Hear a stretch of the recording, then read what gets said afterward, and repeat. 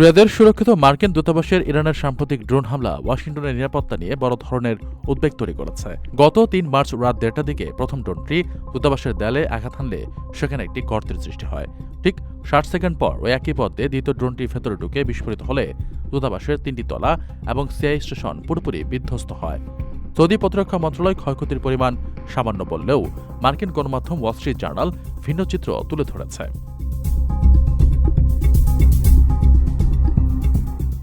তাদের প্রতিবেদন অনুযায়ী দূতাবাসের একটি সুরক্ষিত অংশ এমনভাবে ক্ষতিগ্রস্ত হয়েছে যা আর মেরামত করা সম্ভব নয়। হামলার সময় রাত হওয়ায় প্রাণহানি এড়ানো গেলেও ইরান এর মাধ্যমে তাদের উন্নত গোয়েন্দা সক্ষমতার জানান দিয়েছে।